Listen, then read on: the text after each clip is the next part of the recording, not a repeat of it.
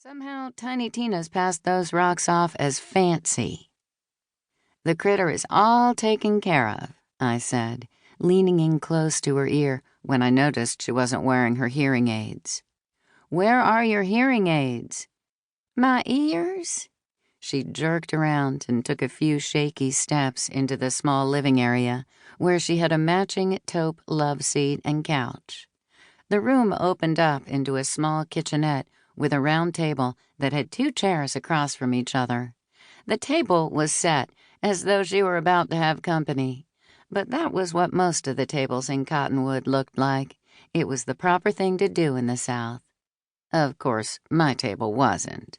Instead, it was piled high with old community coupon papers and junk mail. Not Hattie. There wasn't a thing out of place. Every time I'd come to visit her, it was spotless.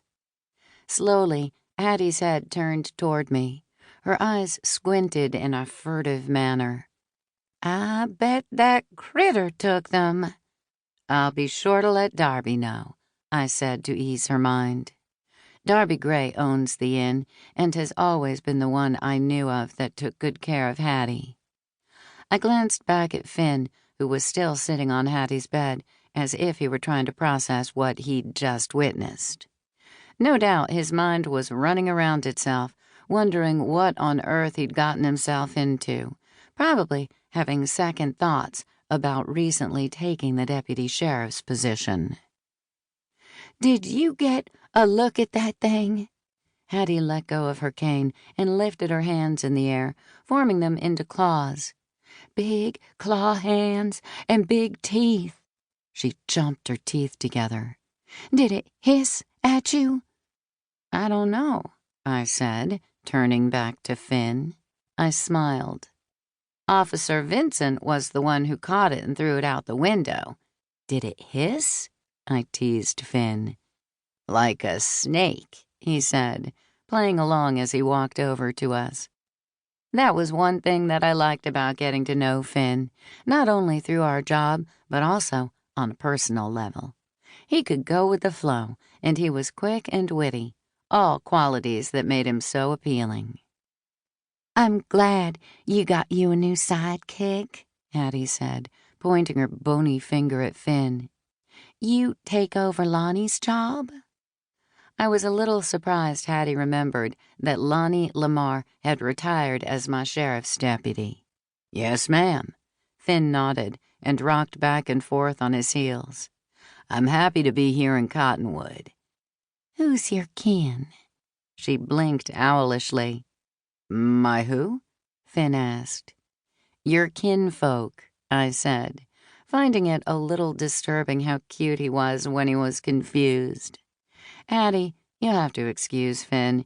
He's from Chicago. Finn, Hattie wanted to know who you're related to around here. A northerner, huh? She nodded. No wonder. No wonder what? Finn asked.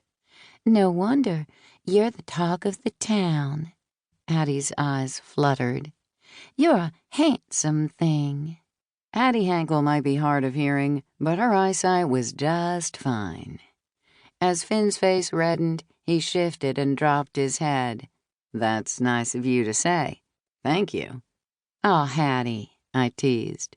Who's going around telling you about our friend Finn here? It was fun to aggravate him and put him on the spot. Paige told me, Hattie said, speaking of Paige Lamar, an employee at the bed and breakfast. Hattie nodded with a big grin on her face. She elbowed me. You might think about this one. Are you ready? My head jerked up. Hattie Hankel trying to fix me up was my cue that it was time to leave. It was nice to see you, Hattie. I took a step toward the door. You aren't staying for a cup of afternoon coffee? Hattie asked. Not today. There was no way I was going to hang around, even though the sheriff's department had been quiet for a few months, and listen to Hattie Hankel inform me on what a cute couple Finn Vincent and I would make. My mama had already mastered that task, and I could barely stand listening to her, and she was my mom. Let us